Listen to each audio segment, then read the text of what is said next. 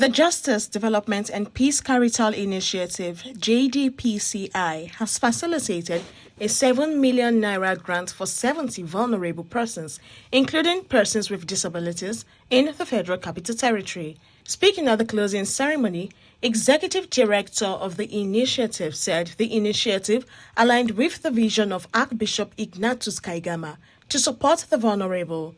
The vision of the Archbishop, Most Reverend Dr. Ignatius Kaigama, is to reach out to the most vulnerable in the society. This is an initiative put together by JDPCI. JDPCI is Justice Development Peace Caritas Initiative. For the past 3 days in Gwagwalada here, we've been able to train 70 vulnerable people. We're able to engage Simidas to train them for 3 days.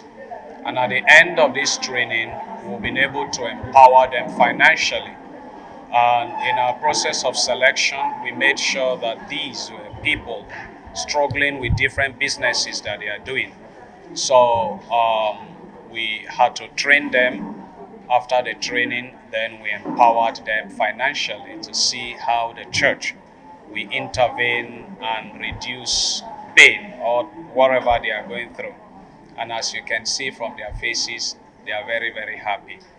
Not by the money they received alone, but the training that we're able to give to them through our donor, CBM, Christian Blind Mission. We have their data and we have a monitoring group that after 3 months will try to assess the level of impact we have made. This is not the end of the training also. We also invite them for another training. The initiative's program director, Mr. Timothy Eje, said persons with disabilities and other vulnerable groups had been left behind for too long. For too long, persons with disability have been left behind. The vulnerable groups have been left behind. And with the advent of the BASIC project is the bold actions to strengthen inclusive care in communities. It came on board to see how we can bring about community-based inclusive development for both persons with disability and persons without disability, ensuring that the community thrives together. So for so long, persons with disability have been seen as a burden to the society.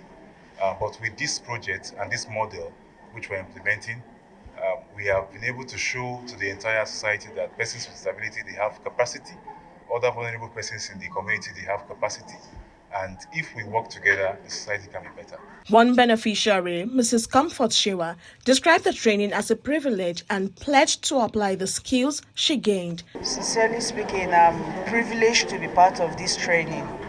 Initially, I own a business, but initially the way I handle the business is not what it was supposed to be. But with this training, I'm able to know that business is not something you can just start without having any plan on it. I learned how to do bookkeeping, income generating activities. I learned it from here, and by the grace of God, I'm going to put it into practice.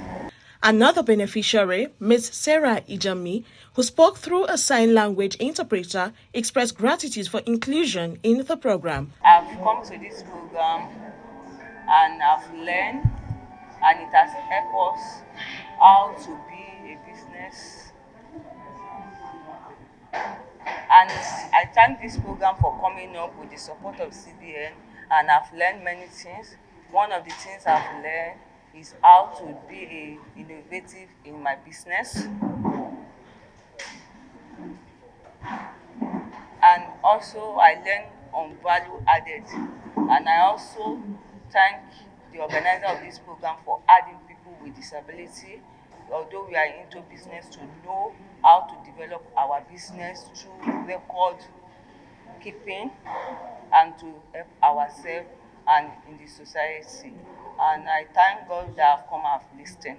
Mr. Abdul Rojali said the training transformed his mindset from being a business owner to becoming an entrepreneur. Well, through this training, I must confess that my capacity has been built in areas of changing the mindsets from being a businessman to an entrepreneur, to be able to understand the risk involved in business and to be able to understand those policies in place that can actually give us opportunity to expand and grow our business both home and abroad.